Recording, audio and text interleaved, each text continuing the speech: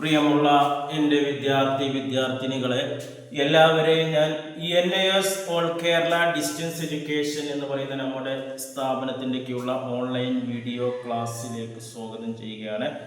ഇന്ന് ഞാൻ നിങ്ങൾക്ക് മുമ്പിൽ പ്രസൻറ്റ് ചെയ്യുന്നത് +2 data entry operation code number 336 new syllabus അനുസരിച്ചുള്ള ക്ലാസ്സാണ്. 4ാമത്തെ ചാപ്റ്റർ ഫോർമാറ്റിംഗ് ഡോക്യുമെന്റ് എന്ന് പറയുന്ന ചാപ്റ്ററാണ് നിങ്ങളുടെ മുമ്പിൽ അവതരിപ്പിക്കുന്നത്. ആദ്യമായിട്ട് എൻ്റെ വീഡിയോ കേൾക്കുന്ന എല്ലാവരും ലൈക്ക് ചെയ്യുക, ഷെയർ ചെയ്യുക, കമൻറ്റ് ചെയ്യുക, സബ്സ്ക്രൈബ് ചെയ്യുക. 2024 മുതൽ അഡ്മിഷൻ എടുത്ത വിദ്യാർത്ഥികൾക്ക് അവരുടെ സിലബസിൽ അപ്ഡേഷൻ ഉണ്ട്. അതിനനുസരിച്ചിട്ടാണ് നമ്മൾ ക്ലാസ്സുകൾ ക്രമീകരിച്ചിട്ടുള്ളത്. ഓൾറെഡി 2023 വരെ അഡ്മിഷൻ എടുത്ത വിദ്യാർത്ഥികളുണ്ടാവും. അവർ പഴയ സിലബസ് തന്നെ ഫോളോ ചെയ്താൽ മതി.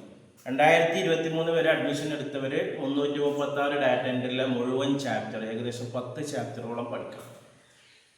എന്നാൽ 2024 അതിനുശേഷമോ അഡ്മിഷൻ എടുത്തവർ അവരുടെ മൊത്തം സിലബസിൻ്റെ 60% മാത്രം പഠിച്ചാൽ മതി. മൊത്തം 10 ചാപ്റ്റർ ആണെങ്കിൽ അതിൽ 6 ചാപ്റ്റർ മാത്രമേ പബ്ലിക് എക്സാമിനുള്ളൂ. 4 ചാപ്റ്റർ പഠിക്കേണ്ട ആവശ്യം ഇല്ല എന്നുള്ളതാണ്. അതുകൊണ്ട് തന്നെ നമ്മുടെ പരീക്ഷയ്ക്കുള്ള ക്വസ്റ്റ്യൻസ് ഇംഗ്ലീഷിൽ തന്നെയാണ്. ഇംഗ്ലീഷിൽ ക്വസ്റ്റ്യൻ വന്നാൽ നിങ്ങൾക്ക് ഇംഗ്ലീഷിൽ തന്നെ ആൻസർ ചെയ്യാം, അല്ലെങ്കിൽ മലയാളത്തിൽ ആൻസർ ചെയ്യാം എന്നുള്ളതാണ്. പരമാവധി 1 വേർഡ് ആൻസറുകൾ 1/2 മാർക്ക് 1 മാർക്കിൻ്റെയൊക്കെ ഇംഗ്ലീഷിൽ തന്നെ എഴുതാം. 2 മാർക്കും 3 മാർക്കും 4 മാർക്കൊക്കെ നിങ്ങൾക്ക് വേണമെങ്കിൽ ഇംഗ്ലീഷിലോ അല്ലെങ്കിൽ മലയാളത്തിലോ എഴുതാവുന്നതാണ്. അപ്പോൾ നമ്മുടെ ഫസ്റ്റ് ചാപ്റ്റർ കഴിഞ്ഞാൽ പിന്നെ പബ്ലിക് എക്സാമിൻ്റെ ചാപ്റ്റർ വരുന്നത് 4th ചാപ്റ്ററാണ്. ഈ 4ാമത്തെ ചാപ്റ്റർ ഫോർമാറ്റിംഗ് ഡോക്യുമെന്റ് എന്ന് പറയുന്നത് ഡോക്യുമെന്റ് ഫോർമാറ്റിംഗ് ആണ്. അപ്പോൾ ഈ ചാപ്റ്റർ നിങ്ങൾക്ക് 632 ഡാറ്റ എൻട്രിയിലും വരുന്നുണ്ട്, 631 കമ്പ്യൂട്ടർ ആൻഡ് ഓഫീസ് ആപ്ലിക്കേഷനും വരുന്നുണ്ട്. അതേപോലെ 10ാം ക്ലാസ്സിൻ്റെ 229 ഡാറ്റ എൻട്രി ഓപ്പറേഷന്, 10ാം ക്ലാസ്സിൻ്റെ 608 ബേസിക് കമ്പ്യൂട്ടിംഗ്. ഇത്രയും സബ്ജക്റ്റിൽ ഈ ഭാഗങ്ങൾ വരുന്നുണ്ട് എന്നുള്ളതാണ് പറയുന്നത്. അപ്പോൾ ഈ സബ്ജക്റ്റുകൾ എടുത്തവർക്കൊക്കെ ഈ ക്ലാസ്സുകൾ ഉപകാരപ്പെടും. കുറച്ചൊക്കെ വലിയ ചാപ്റ്ററാണ്, ഏകദേശം ഒരു 20ഓളം ക്വസ്റ്റ്യൻസ് ഒക്കെ ഇതിൽ വരുന്നുണ്ട്. അപ്പോൾ അത് ഒറ്റയടിക്ക് ഒരു വീഡിയോയിൽ ഉൾപ്പെടുത്താൻ പ്രയാസമായതുകൊണ്ടാണ് 2 വീഡിയോസിൽ നമ്മൾ ഉൾപ്പെടുത്തുന്നത്. ഈ ഫോർമാറ്റിംഗ് ഡോക്യുമെന്റ് എന്ന് പറയുന്നതിന് മുമ്പ് ഇത് ഏതിൻ്റെ ഭാഗമാണെന്ന് അറിയണം. 3rd ചാപ്റ്ററിലുള്ള മൈക്രോസോഫ്റ്റ് വേർഡിൻ്റെ ഭാഗമാണ്. അപ്പോൾ എന്താണ് മൈക്രോസോഫ്റ്റ് വേർഡും അതിൻ്റെ പ്രത്യേകതകളും നമ്മൾ പറഞ്ഞിട്ടാണ് ഇത് തുടങ്ങുന്നത്. 4ാമത്തെ ചാപ്റ്ററിൽ മൈക്രോസോഫ്റ്റ് വേർഡ് എന്താണെന്ന് പറയില്ല, പക്ഷെ അത് പറഞ്ഞാലാണ് ബാക്കിയുള്ള കാര്യങ്ങൾ പെട്ടെന്ന് നമുക്ക് മനസ്സിലാകും. ഓക്കെ, MS വേർഡ് എന്ന് പറയുന്നത് ഒരു ആപ്ലിക്കേഷൻ സോഫ്റ്റ്വെയർ ആണ്. സോഫ്റ്റ്വെയർ 2 രീതിയിലുണ്ട്, സിസ്റ്റം സോഫ്റ്റ്വെയർ, ആപ്ലിക്കേഷൻ. ഈ ആപ്ലിക്കേഷൻ സോഫ്റ്റ്വെയർ പ്രധാനപ്പെട്ട ഒന്നാണ് MS Word, MS Excel, MS PowerPoint. അതിൽ മൈക്രോസോഫ്റ്റ് വേർഡാണ് ഏറ്റവും പ്രധാനപ്പെട്ട ഒന്ന് പറയുന്നത്. മൈക്രോസോഫ്റ്റ് വേർഡ് എന്ന് പറയുന്നത് ഒരു ആപ്ലിക്കേഷൻ സോഫ്റ്റ്വെയർ ആണ്. ഇത് നമ്മുടെ കമ്പ്യൂട്ടറുകളുടെ സഹായത്തോടെ നമുക്ക് ചിത്രങ്ങൾ, ചാർട്ടുകൾ, ഡയഗ്രാമുകൾ, അതേപോലെ തന്നെ റിപ്പോർട്ടുകൾ, അതേപോലെ തന്നെ നമ്മുടെ പ്രൊജക്റ്റ് വർക്കുകൾ, ഇങ്ങനെയുള്ള ഒരുപാട് കാര്യങ്ങൾ നമുക്ക് ഇതിലൂടെ ചെയ്യാൻ പറ്റുന്നുണ്ട്. മൈക്രോസോഫ്റ്റ് വേർഡിലൂടെ ചെയ്യാൻ പറ്റുന്നുണ്ട്. ഇനി അതിൻ്റെ പ്രത്യേകതകൾ എന്തെല്ലാം എന്നുള്ളതാണ്. അതെന്ന് പറയുന്നത് നമുക്ക് സ്പെല്ലിങ്, വ്യാകരണം ശരിയാക്കുക. നമ്മൾ എന്തെങ്കിലും കുറച്ച് ടൈപ്പ് ചെയ്ത് കുറേ കാര്യം, ഒരു ലെറ്റർ ആയിക്കോട്ടെ, അല്ലെങ്കിൽ ഒരു ബയോഡാറ്റ ആയിക്കോട്ടെ, അല്ലെങ്കിൽ ഒരു റിപ്പോർട്ട് ആയിക്കോട്ടെ, ഒരു പ്രൊജക്റ്റ് വർക്ക്, അതിലൊക്കെ നമുക്ക് സ്പെല്ലിങ് മിസ്റ്റേക്കുകൾ നമുക്ക് പെട്ടെന്ന് കണ്ടുപിടിച്ച് ശരിയാക്കാൻ പറ്റുന്നത്. അതേപോലെ ചിത്രങ്ങൾ, ഫോട്ടോകൾ പോലുള്ള മറ്റ് സോഫ്റ്റ്വെയറിൽ നിന്നുള്ള ഘടകങ്ങളും വേറെ ഏതെങ്കിലും സോഫ്റ്റ്വെയറിൽ നിന്ന് ചിത്രങ്ങളും മറ്റുള്ള കാര്യങ്ങളും എംബ്ലംസൊക്കെ നമുക്ക് മൈക്രോസോഫ്റ്റ് വേർഡിൽ ആഡ് ചെയ്യും. ഒന്നിലധികം വിൻഡോകൾ ഒരുമിച്ച് പ്രവർത്തിക്കാൻ സാധിക്കുന്നത്. മൈക്രോസോഫ്റ്റ് വേർഡിൽ ഒന്നിലധികം വിൻഡോകൾ ഒരുമിച്ച് പ്രവർത്തിക്കാൻ സാധിക്കുന്നുണ്ട്. മെയിൽ മെർജ് ഉപയോഗിച്ച് വളരെ വേഗത്തിൽ മെയിലിംഗ്, ലേബല്, മാസ് മെയിലിംഗ്, ഇതൊക്കെ നമുക്ക് എന്ത് ചെയ്യാൻ പറ്റുന്നുണ്ട്, ചെയ്യാൻ പറ്റുന്നുണ്ട്. അതേപോലെ തന്നെ പ്രൊഫഷണൽ ഡോക്യുമെന്റ് വളരെ വേഗത്തിൽ ചെയ്യാൻ പറ്റുന്നതൊക്കെ മൈക്രോസോഫ്റ്റ് വേർഡിലാണ്. അതേപോലെ വലിയ ഡോക്യുമെന്റ് വളരെ എളുപ്പത്തിൽ നമുക്ക് മാനേജ് ചെയ്യാൻ സഹായിക്കുന്നുണ്ട്. പല വിധത്തിലുള്ള പ്രിന്റ് ചെയ്യാനും പല പേജുകൾ ഒറ്റ ഷീറ്റിൽ പ്രിന്റ് ചെയ്യാനൊക്കെ നമുക്ക് MS വേർഡ് കൊണ്ട് സഹായിക്കുന്നുണ്ട്. വേർഡ് ഡോക്യുമെന്റിനെ PDF, XPS ഫോർമാറ്റിൽ സേവ് ചെയ്യാൻ നമുക്ക് കഴിയുന്നുണ്ട് എന്നുള്ളതാണ് പറയുന്നത്. ഇനി എങ്ങനെയാണ് ഈ മൈക്രോസോഫ്റ്റ് വേർഡ് കമ്പ്യൂട്ടറിൽ ഉപയോഗിക്കുക എന്നുള്ളതാണ്. അത് നമ്മൾ 4ാമത്തെ ചാപ്റ്ററിലില്ല, എന്നാലും നമുക്കറിയാം. ഫസ്റ്റ് നമ്മൾ സ്റ്റാർട്ട് ബട്ടൺ, അത് നമ്മൾ കീബോർഡിൻ്റെ ലെഫ്റ്റിൽ താഴെ ഉണ്ടാവും, അല്ലെങ്കിൽ മൗസിൽ ക്ലിക്ക് ചെയ്ത് കഴിഞ്ഞാൽ നമുക്ക് സ്റ്റാർട്ട് ബട്ടൺ കിട്ടും. സ്റ്റാർട്ടിൽ all program, start all program MS office, അതിലാണ് നമ്മൾ എന്ത് ചെയ്യുന്നത് മൈക്രോസോഫ്റ്റ് വേർഡിൻ്റെ ലേറ്റസ്റ്റ് വെർഷൻ ഏതെങ്കിൽ അതാണ് എടുക്കുന്നത്. ഓക്കെ, ചിലപ്പോൾ നമ്മൾ കമ്പ്യൂട്ടർ പവർ ബട്ടൺ ഓൺ ആക്കി കഴിഞ്ഞാൽ അതിൻ്റെ വിൻഡോസിൽ തന്നെ MS വേർഡ് ഉണ്ട്. അങ്ങനെയാണെങ്കിൽ നമ്മൾ ഈ പറഞ്ഞ സ്റ്റെപ്പുകളിലൂടെ പോകേണ്ട ആവശ്യമില്ല. ഓക്കെ, ഇനി നമ്മൾ നേരെ നാലാമത്തെ ചാപ്റ്ററിൽ പോകണം. നമുക്ക് നാലാമത്തെ ചാപ്റ്ററാണ് എക്സാമിന് വളരെ ഇമ്പോർട്ടൻ്റ് ആയിട്ട് വരുന്നത്. ഓക്കെ, നാലാമത്തെ ചോദ്യത്തിൽ രണ്ടാമത്തെ ചോദ്യം വരുന്നത് what is font mention in two font families എന്ന് പറയുന്നത്. എന്താണ് ഫോണ്ട്? ഏതെങ്കിലും രണ്ട് ഫോണ്ട് ഫാമിലീസ് ഏതൊക്കെയാണ് എന്നുള്ളതാണ് പറയുന്നത്.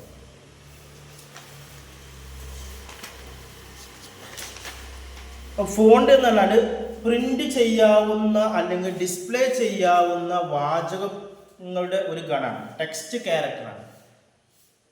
പ്രിന്റ് അല്ലെങ്കിൽ ഡിസ്പ്ലേ ചെയ്യുന്ന വാചകങ്ങളുടെ ഒരു കൂട്ടാണ് ഈ ഫോണ്ട് പറയുന്നത്. രണ്ട് ഫോണ്ട് ഫാമിലി ഉണ്ട്. അത് ടൈംസ് ന്യൂ റോമൻ അതേപോലെ ഏരിയലും ഉണ്ട്. ടൈംസ് ന്യൂ റോമനും ഉണ്ട്, ഏരിയലും കാണുന്നുണ്ട്. ഓരോ ഫോണ്ടിലും അക്ഷരങ്ങളുടെ ആകൃതിയിലും നമുക്ക് പല മോഡലുകളിലും പല സ്റ്റൈലുകളിലും നമുക്ക് ടൈപ്പ് ചെയ്യേണ്ടി വരും. നമ്മൾ പോസ്റ്ററുകൾ അതൊക്കെ ഈ പോസ്റ്ററും കാര്യങ്ങളൊക്കെ ഉണ്ടാക്കുന്ന പലതരത്തിലുള്ള പോസ്റ്ററുകൾ പല സ്പെല്ലിംഗ് മോഡലുകളിൽ ഉണ്ടാകും. പല രാജ്യങ്ങളുടെ രൂപഭാവത്തിലുണ്ടാകും. അപ്പോൾ അതിനൊക്കെ നമ്മൾ ഈ പറയുന്ന ഫോണ്ട് ഉപയോഗിക്കുന്നുണ്ട്. ടൈംസ് ന്യൂ റോമനും ഏരിയലും ഉപയോഗിക്കുന്നുണ്ടെന്നാണ്. ഇനി അടുത്ത ചോദ്യമാണ് വാട്ട് ഈസ് ടൈപ്പിംഗ് ടെക്സ്റ്റ്. എന്താണ് ടൈപ്പിംഗ് ടെക്സ്റ്റ് എന്ന് പറയുന്നത്? ഒരു ടെക്സ്റ്റ് ടൈപ്പ് ചെയ്യുന്നതിന് ടൈപ്പിംഗ് ആരംഭിക്കുക എന്നുള്ളതാണ് പറയുന്നത്. ടെക്സ്റ്റ് ടൈപ്പ് ചെയ്യുക, ടൈപ്പിംഗ് ആരംഭിക്കുക. കർസർ എവിടെയാണോ അവിടെയാണ് നിങ്ങൾ ടൈപ്പ് ചെയ്യുന്ന കാര്യങ്ങൾ. ഇടതുവശത്ത് നിന്നും വലതുവശത്തേക്ക് എന്ന രീതിയിൽ കാണുവാൻ നമുക്ക് എന്ത് ചെയ്യുന്നുണ്ട് സാധിക്കുന്നുണ്ട്. അപ്പോൾ ഒരു ടെക്സ്റ്റ് ടൈപ്പ് ചെയ്യുന്നതിന് ടൈപ്പിംഗ് ആരംഭിക്കുക. കഴ്സർ എവിടെയാണോ അവിടെയാണ് നിങ്ങൾ ടൈപ്പ് ചെയ്യുന്ന കാര്യങ്ങൾ. ഇടതുവശത്ത് നിന്ന് വലതുവശത്തേക്ക് രീതിയിലാണ്. ഒരു ടൈപ്പ് റൈറ്റർ പോലെ ഓരോ ലൈൻ കഴിയുമ്പോഴും എൻ്റർ കീ പ്രസ് ചെയ്യേണ്ട കാര്യമില്ല എന്നുള്ളതാണ്. ഓട്ടോമാറ്റിക്കായിട്ട് അടുത്ത ലൈനിലേക്ക് പോകും.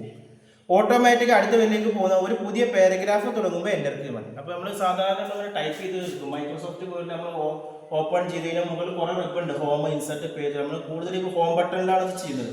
അപ്പോൾ നമ്മൾ ടൈപ്പ് ചെയ്യുമ്പോൾ ഇടയിൽ നിന്ന് വലതോട്ടാണ് ടൈപ്പ് ചെയ്യുന്നത്.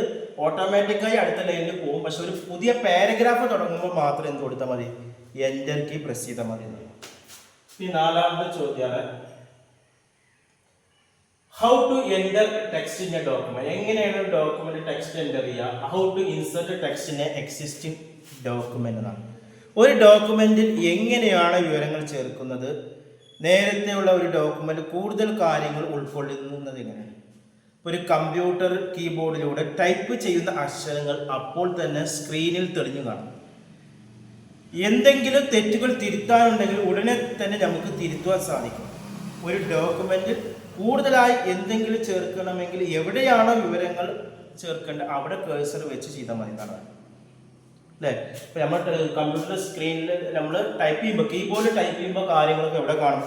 കമ്പ്യൂട്ടറിൽ കാണും അല്ലേ. അപ്പോൾ എന്തെങ്കിലും തിരുത്തുണ്ടെങ്കിൽ നമുക്കിതിങ്ങനെ കണ്ണുകൊണ്ട് കാണുമ്പോൾ അപ്പോൾ തന്നെ തിരുത്താം.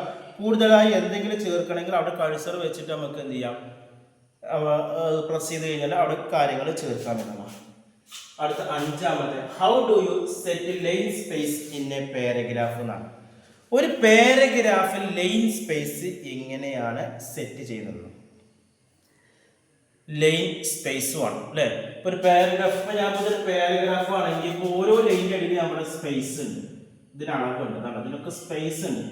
ഇതിപ്പോൾ നമ്മളിങ്ങനെ ബോർഡിൽ എഴുതുമ്പോൾ അളവുകൾ വ്യത്യാസം വരും. അപ്പോൾ അത് പ്രിന്റ്, അപ്പോൾ നമ്മൾ പേനയും കൊണ്ട് ഒരു പേപ്പറിൽ എഴുതുമ്പോഴും അളവുകൾ വ്യത്യാസമുണ്ട്. കമ്പ്യൂട്ടറിൽ ടൈപ്പ് ചെയ്യുമ്പോൾ ഒരേ സ്പേസ് വരും. അപ്പോൾ നമുക്കത് പ്രിന്റ് എടുക്കാകുമ്പോൾ വളരെ ഭംഗിയായി തോന്നും. എല്ലാത്തിൻ്റെ ഇടയിലുള്ള ഗ്യാപ്പുകൾ ഒരേപോലെ വരുന്നുണ്ട് അല്ലേ. അതിന് നമ്മൾ ഹോം ബട്ടൺ സെലക്ട് ചെയ്ത് അതിന് പാരഗ്രാഫ് എന്ന സബ് അല്ലേ, മുകളിൽ കമ്പ്യൂട്ടറിൻ്റെ മൈക്രോസോഫ്റ്റ് വേർഡ് ഓപ്പൺ ചെയ്ത് മുകളിൽ റിബൺ ബട്ടൺ ഉണ്ട്, അതിൽ ഹോം ബട്ടൺ സെലക്ട് ചെയ്ത് അതിൽ പാരഗ്രാഫ് സബ് ടാസ്ക് എടുക്കുക. അതിൽ ഇൻഡെക്സ് ആൻഡ് സ്പേസിങ് എടുത്തിട്ട് ലൈൻ സ്പേസ് നമ്മുടെ ഇഷ്ടാനുസരണം ചെയ്യാം എന്നുള്ളതാണ്. ഇനി അടുത്തത് ചോദ്യമാണ് how do you set a line space in a paragraph എന്നാണ് പറയുന്നത്. അത് നമ്മളിപ്പോൾ പറഞ്ഞു. അടുത്ത ചോദ്യം what is the uses of space bar and ടാബാണ്. സ്പേസ് ബാറിൻ്റെയും ടാബിൻ്റെയും ഉപയോഗം എന്താണ്? വാക്കുകളെയും സെന്റൻസുകളെയും തമ്മിൽ വേർതിരിക്കാനായി സ്പേസ് ബാർ ഉപയോഗിക്കുന്നത്. ഒരു വാക്കുകൾ അല്ലെങ്കിൽ സെന്റൻസുകളൊക്കെ വേർതിരിക്കാനാണ് സ്പേസ് ബാർ. ഒരു ടെക്സ്റ്റിലെ കോളങ്ങൾ ക്രമീകരിക്കാനാണ് ഈ കീ ഉപയോഗിക്കുന്നത്. അടുത്ത വാട്ട് ഈസ് ക്ലിപ്പ് ബോർഡ്? എന്താണ് ക്ലിപ്പ് ബോർഡ് എന്ന് പറഞ്ഞാൽ ഒരു ടെക്സ്റ്റ് കോപ്പി ചെയ്യുകയോ കട്ട് ചെയ്യുകയോ ചെയ്യുമ്പോൾ അതിൽ മെമ്മറി സൂക്ഷിക്കുന്ന സ്ഥലത്തിനെയാണ് ക്ലിപ്പ് ബോർഡ് എന്ന് പറയുന്നത് കേട്ടോ. ഒരു ടെക്സ്റ്റ് കോപ്പി ചെയ്യുകയോ കട്ട് ചെയ്യുകയോ ചെയ്യുമ്പോൾ അതിൽ മെമ്മറി സൂക്ഷിക്കുന്ന സ്ഥലത്തിന് ക്ലിപ്പ് ബോർഡ് എന്ന് പറയുന്നത്. ടെക്സ്റ്റിനെ നമുക്ക് തിരിച്ച് ഡോക്യുമെന്റിൽ പേസ്റ്റ് ചെയ്യാനും സാധിക്കുന്നുണ്ട്. അടുത്ത ചോദ്യം, write the step for moving text ആണ്. ടെക്സ്റ്റ് മൂവ് ചെയ്യാനുള്ള അല്ലേ, ടെക്സ്റ്റ് എങ്ങനെയൊക്കെയാണ് മൂവ് ചെയ്തത്? ഒരു സ്ഥലത്ത് നിന്ന് മറ്റൊരു സ്ഥലത്തേക്ക് ടെക്സ്റ്റ് നീക്കം ചെയ്യുന്നതിൻ്റെ സ്റ്റെപ്പുകളുണ്ട്. അതിൽ നമ്മൾ നീക്കം ചെയ്യാനുള്ള ടെക്സ്റ്റ് നമ്മൾ സെലക്ട് ചെയ്യണം. രണ്ടാമത് ഹോം സെലക്ട് ചെയ്ത് കട്ട് ബട്ടൺ ക്ലിക്ക് ചെയ്യുക, അല്ലെങ്കിൽ പ്രസ് Ctrl+X സെലക്ട് ചെയ്യണം. ഇത് പേസ്റ്റ് ചെയ്യാനായി എവിടെയാണോ ടെക്സ്റ്റ് വേണ്ടത് അവിടെ കേഴ്സർ കൊണ്ടുവന്നിട്ട് ഹോമിൽ പേസ്റ്റ് ക്ലിക്ക് ചെയ്താൽ മതി എന്നുള്ളതാണ് പറയുന്നത്. ഇനി അടുത്ത ചോദ്യമാണ്, what is the step for copying text? എങ്ങനെയാണ് ഒരു ടെക്സ്റ്റ് കോപ്പി ചെയ്യുന്നത്? ഒരു ടെക്സ്റ്റിനെ അതേപോലെ തന്നെ നമ്മൾ ടൈപ്പ് ചെയ്ത ടെക്സ്റ്റിനെ അതേപോലെ തന്നെ മറ്റൊരിടത്തേക്ക് കോപ്പി ചെയ്യാനായി ആദ്യം കോപ്പി ചെയ്യണം. അപ്പോൾ നമ്മൾ എന്ത് അഡ്ജസ്റ്റ്മെന്റ് ചെയ്യണമെങ്കിലും നമ്മൾ ആദ്യം ഫുള്ള് സെലക്ട് ചെയ്യണം. സെലക്ട് ചെയ്യുന്നത് നമ്മൾ മൗസ് ഇവിടെ പിടിച്ചിട്ട് ഇങ്ങനെ മൊത്തമായിട്ട് ഡ്രാഗ് ചെയ്യാം, അല്ലെങ്കിൽ Ctrl+A അടിക്കാം, അല്ലെങ്കിൽ നമ്മൾ സ്ക്രീനിൽ ഈ ഭാഗത്ത് ഉണ്ടാവും ഒരു ഓപ്ഷൻ, സെലക്ട് എന്ന ഓപ്ഷൻ ഉണ്ട്. അതിൽ സെലക്ട് ഓൾ കൊടുത്ത് മൊത്തം സെലക്ട് ആവും. അങ്ങനെ പല രീതിയിലുള്ള ഷോർട്ട് കട്ട് കീ ഇല്ല. Ctrl+A അടിച്ചാൽ പെട്ടെന്ന് സെലക്ട് ആവും. ഓക്കെ, അപ്പം നമ്മൾ കോപ്പി ചെയ്യുന്നത് എവിടെയാണോ കോപ്പി ചെയ്യേണ്ട ടെക്സ്റ്റ് സെലക്ട് ചെയ്യുക. അപ്പോൾ നമുക്ക് മുഴുവൻ കോപ്പി ചെയ്യണമെങ്കിൽ മുഴുവൻ സെലക്ട് ചെയ്യാം. നേരെ മറിച്ച് 10ാമത്തെ ക്വസ്റ്റ്യൻ മാത്രമാണ് കോപ്പി ചെയ്യേണ്ടതെങ്കിൽ 10ാമത്തെ മാത്രം സെലക്ട് ചെയ്താൽ മതി. എവിടെയാണോ നമ്മൾ കോപ്പി ചെയ്യേണ്ടത് അവിടെ സെലക്ട് ചെയ്ത് അവിടെ കേഴ്സർ കൊണ്ടുവന്നിട്ട് ഹോമിൽ പേസ്റ്റ് ക്ലിക്ക് ചെയ്യാം. ഹോം ബട്ടണിൽ പോകുക, അവിടെ പേസ്റ്റ് ക്ലിക്ക് ചെയ്യാം. അല്ലെങ്കിൽ കമ്പ്യൂട്ടറിൻ്റെ നമ്മളെ കീബോർഡിലുള്ള മൗസിൽ നമുക്ക് ഇതേപോലെ പേസ്റ്റ് ചെയ്യാനുള്ള ഓപ്ഷൻ ഉണ്ട്. ലാസ്റ്റ് ചോദ്യമാണ്, what is the use of autocratic features in word ആണ്. മൈക്രോസോഫ്റ്റിൽ ഓട്ടോ കറക്റ്റ് എന്തിനാണ് ഉപയോഗിക്കുന്നത്? ഒരു വാക്കിൻ്റെ അക്ഷരങ്ങൾ, ഒരു വാചകത്തിൻ്റെ ഗ്രാമർ എന്നിവ സ്പെല്ലിംഗ് ആൻഡ് ഗ്രാമർ എന്ന ഓപ്ഷൻ ഉപയോഗിച്ച് നമുക്ക് ശരിയാക്കാൻ സാധിക്കും.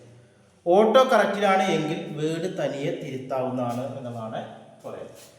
ഇത്രയാണ് നമ്മളിത് പറയുന്നത്. ഇനി ഇതിൽ 10ഓളം ക്വസ്റ്റ്യൻസ് ഉണ്ട്. അത് നമ്മൾ അടുത്ത വീഡിയോയിൽ അവതരിപ്പിക്കും. NSന്റെ SSLC +2 വിവിധ വിഷയങ്ങളുടെ ക്ലാസ്സുകൾക്കും ഡിഗ്രി PG അഡ്മിഷനുമായിട്ട് നമ്മുടെ സ്ഥാപനവുമായി നിങ്ങൾ കോൺടാക്ട് ചെയ്യുക. ഓൾ കേരള ഡിസ്റ്റൻസ് എഡ്യൂക്കേഷൻ എന്ന് പറയുന്ന നമ്മുടെ സ്ഥാപനത്തിൽ കോൺടാക്ട് ചെയ്യേണ്ട നമ്പർ 9037114679. Okay, thank you.